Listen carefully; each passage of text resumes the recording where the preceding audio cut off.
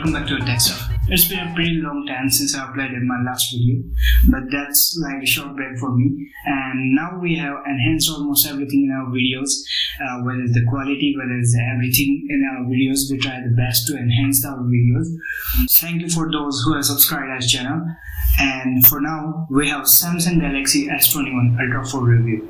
So Ultra means ultra camera, ultra battery, and ultra everything. The design is the point that attracted most of people, including me, to see the phone, that how it performs. So the phone is still great as it is a flagship phone, but if I say great, there's no perfect measurement how great is it.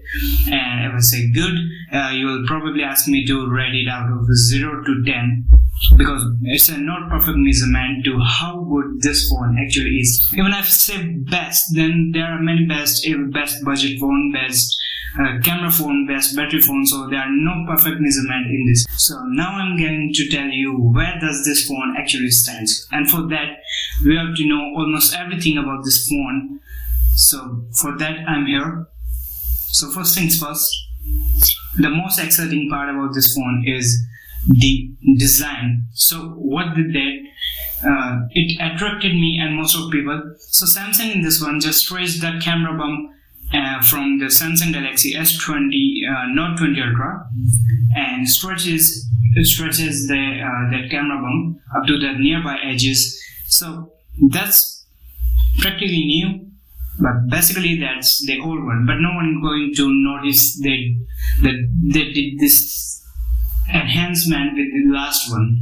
So that's pretty new, and it's an appreciable move. So it's Samsung, and I think it's time wasting to talk about the display quality in Samsung smartphones, because Samsung do have a very good AMOLED display in their mid-range smartphones too. So what the difference here in this AMOLED display? It's 120 Hz with 1440 pixels. But what's the different and what's the unique that make this flagship a $1,200 smartphone? So the difference is, before that you have to you can use any one, whether it is 120 Hz or a 1440p resolution. If you are using 120 Hz, you have to give up a 1440p resolution, and if you are using a 1440p resolution, you have to give up that 120 Hz refresh rate. But in this one, you can use both together. And they also stretch the edges of this phone a little. If we just compare it to Samsung Galaxy S21 and S21 Plus, they just remove the curveness of the, they just reduce the curveness of those edges, and they are flatter. But if we just compare it with Samsung Galaxy S21 Ultra, it's lesser curved. And yes, this phone do have an eye shield in the display and something like that. For me, that just increases the warmness of the display and make that look warmer. And it's something like True Tone on iPhones that I've seen previously, but nothing that great and time changing. You can just do it that in accessibility and display. Just increases the yellowness of the display. That's the warmness. As it is Infinity O display, so there's a punch hole, a 40 megapixel front facing camera. So there are two major things if you are spending your money on a smartphone. The first one is the processor, and the second one is the camera. So the processor did well. And some reason with Samsung Galaxy Samsung Galaxy smartphones have now their own processor, that's Exynos 2100, that's based on 5nm chipset. So performance is great, but if you are in a region where there's a Snapdragon 888 5G chip, then it's better. Not that measurable differences, but slightly better if you just compare side by side. However, Samsung try to make their Exynos chipsets better day by day, so no problem with that. So I recommend you to get Snapdragon 1 if you can get it in your region. So battery is great, everything is great. Battery is 4000 mAh and it do performs great on Exynos 1, but Snapdragon just improves the efficiency of that battery, 4000 mAh. And both the chipsets are 5G, as Samsung's everywhere mentioned that the 5G, even they put the 5G after the name of their smartphones, Samsung Galaxy S21 Ultra 5G, Samsung Galaxy S21 Plus 5G. So they're putting 5G everywhere to just show that their processors are 5G based. So that's a common thing nowadays. And even a flagship, that's too common to talk about a 5G. Now talking about cameras. This phone do have a great camera system. A 4 camera lenses, a major wide angle 108 megapixel primary camera. The second is a 40 megapixel telephoto wide angle camera, ultra wide camera, and another one is the 3x telephoto lens, and the next one is 10x optical telephoto lens, so that gives an optical zoom. But the thing in this phone that just popping everywhere around is 100x digital zoom. Give me a minute to reach there. But let me complete the camera. It has a great features in camera, whether it's a director modes just for vlogging, whether it is 8K at 60 frames per second, great sharpness, better vibrance, everything is just perfect in this 108 megapixel. Just well maintained everything in this 100 megapixel camera. And 108 megapixel do means that you will get a better sharpness, and the just Samsung says zoom crop, and all that stuff. And there's an infrared sensor that just detects the depth and help you to get a better portraits.